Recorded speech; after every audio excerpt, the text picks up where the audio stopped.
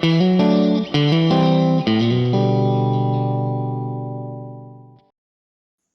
to catch up with a very passionate racing man, passionate about the thoroughbred, and also Living Legends is the CEO, Dr. Andrew Clarke. And Andrew, great to catch up, mate. A very special week for you this week.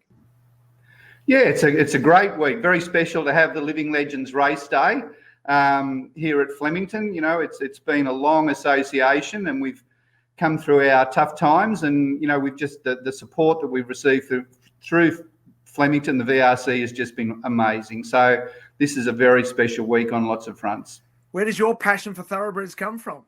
Well, I guess I grew up with horses up at Nathalia, and it was really the standard breds that I started with, and then vet school, and I had my little practice in Shepparton, and there was a couple of thoroughbred trainers that I did their work, but really, I guess the thoroughbred side of things, I hit my straps when I went to England, and the work that I was doing there with some of the big trainers, and really got immersed in the thoroughbred industry. So that was where it started, and then lucky enough to get to Canada and work in the industry pretty closely there, and then back in Australia through the vet school, and the links were very strong with the thoroughbred industry there. And then eventually coming back to Australia. Was Living Legends the reason you came back to Australia? No, well, really, for coming back to Australia was at the Equine Centre at the University of Melbourne. So I came back to Melbourne to the vet school, and that was just an amazing time. We had to rebuild the Equine Centre. We built up a big research project and a program, had to refocus really the clinical side of things, build up that specialty side. So that was an exciting time. But in amongst that time, Martin O'Connor had approached me about Living Legends and this concept of a retirement property for champion racehorses. I came on the board really as it was being founded. I wanted to get the students involved. If I go back a step, when I was in England, the PhD I worked on was with the Home of Rest for Horses there, and it was sort of almost a natural link to be able to have the students involved, and I could see this opportunity. It was just an amazing opportunity that arose, and about the same time my contract finished at the university, there was the hands-on role at Living Legends. So really that was the next step, was to join up with Living Legends very, very early in the piece. So, and it's been an amazing journey, you know, and now we have vet students coming to do finish their industry requirements or the component of their degrees. We've got projects with Werribee at the vet school looking at some of the things with these older horses and the Cushings and some of the problems that they have. So really it's taken its full circle.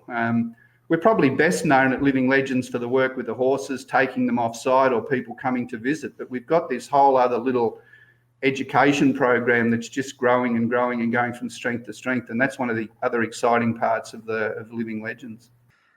And your incredible staff, the passion that we see, the love of the horse, and we've seen that showcased with the recent passing of the great Might and Power. Incredible horse he was, and the great bond that you and all your staff had with Might and Power, who was just recently laid to rest. Yeah, look, exactly. And we've got an amazing crew of people there, you know, and you'll see Might and Power and some of those Abeles, they can be not the easiest characters to deal with. You know, there's big personalities there, but he'd love kids and people in wheelchairs. It's amazing how he would turn off with those. But every now and then he'd come across a bloke that he really didn't like.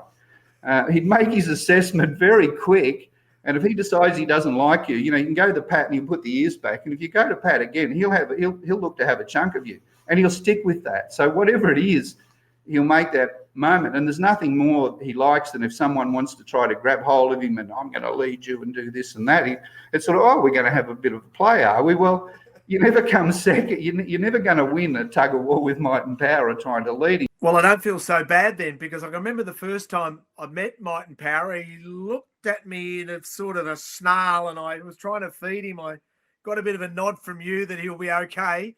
Eventually he warned me. I don't think he liked me when he first saw me. Yeah, well, you'd soon find out if he didn't. We went to a thing last spring carnival, and it was a group, it was a group in South Melbourne. It was a night event, and he loved nothing more than those. But we're there, and there's a bloke in a suit and shed. He said he doesn't like this bloke, and he just sort of watched him. He had him just in his barrel all night. So we've never been able to pick what it is, but he'll pick it.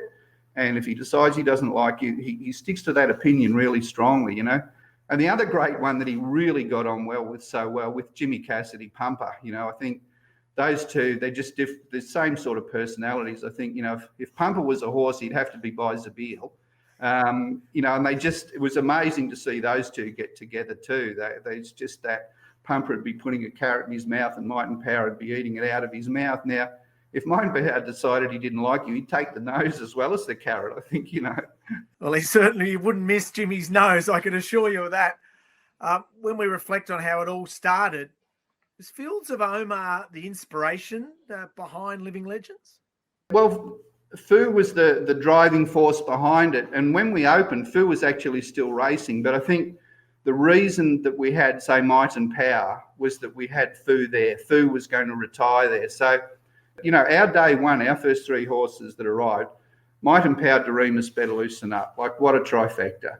Yeah, it is fascinating. There's such a strong link between Living Legends and the VRC. The Living Legends is well supported by everyone in the industry, but the VRC in particular, probably on the back of the Melbourne Cup winners that you have at the farm. Yeah, I think, you know, we've had a very strong link with the VRC right from the very beginning. And you're right, you know, it's the Cup winners. The horses all have, there's different stories and people will come for different horses. But in all honesty, the one consistent, strong one are the Cup winners. You know, it's the Cup winners. People will have, you know, we got married the year Might and Power won the Cup, or we got, you know, Doremus winning the Cup and we paid for the engagement ring.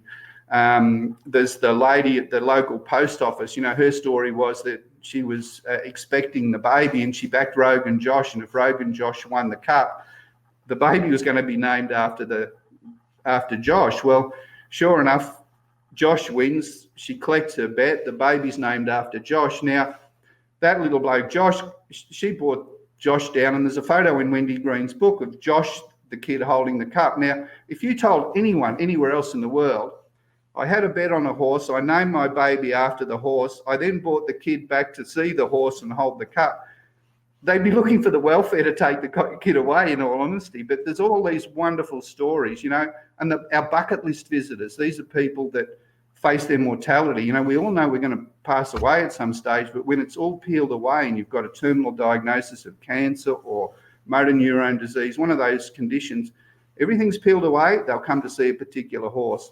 And look, it's often the Cup winners, you know, the Cup winners that have left their mark, or with Apache Cat's another one, very popular with our bucket list visitors. So that's when you know how deep in our heritage and our psyche the Melbourne Cup is. And horse racing in its broader sense. You've touched on the healing powers of the thoroughbreds. We've seen so many disadvantaged children, in fact, disadvantaged people of all ages, MND sufferers and the like, make their way to your farm, and the way that they connect with the thoroughbred seems to heal them.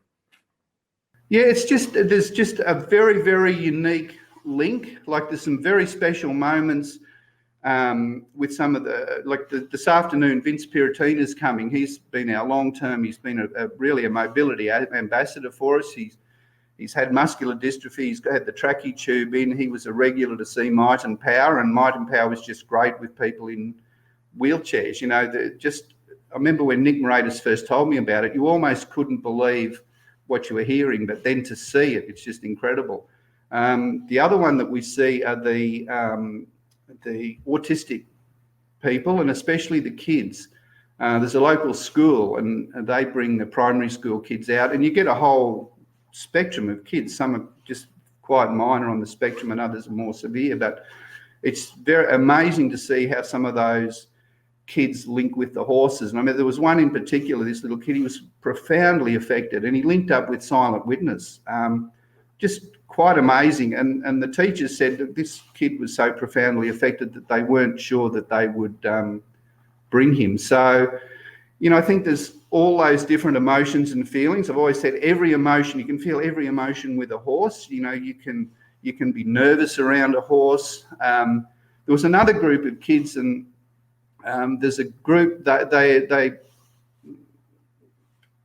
work intensely with kids that have been abused, and there were these group of boys that were pretty badly, had a pretty tough history. And these were 12 and 13-year-old blokes, and they're pretty self-confident. And let's go and see the horses. Well, they grabbed some carrots and off they ran, so enthusiastic. But all of a sudden they're near a horse, and it's, oh my God, look at the size. You know, if you haven't been near a horse, it's pretty daunting. Well, in that case, it was a little better loosen up. But the one bloke, he gradually got the confidence to feed a carrot and got a little bit closer to the horse. And I guess by the end of the morning, he felt like he was the man from Snowy River. You know, he was in padding, better loosen up. But he sent a little thank you picture, and it was the rough little picture of better loosen up. And around it, I like better loosen up best of all because he told me secrets. Now, this kid had the darkest secrets on earth. So, you know, it's just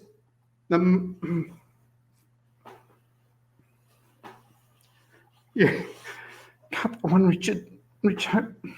Understand the impact it has on the people, just the beauty of the thoroughbred.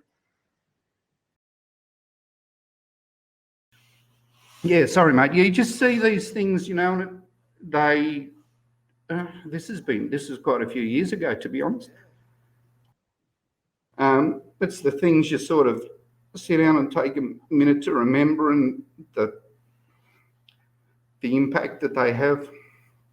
And on Saturday with the VRC, we've got an opportunity on Living Legends Raceday to remember some of the greats: Al Mandan, Efficient, Rogan, Josh, Tom Melbourne's there, and of course Apache Cat. A great opportunity for everyone, especially us in broadcasting, to shine the spotlight on their amazing careers.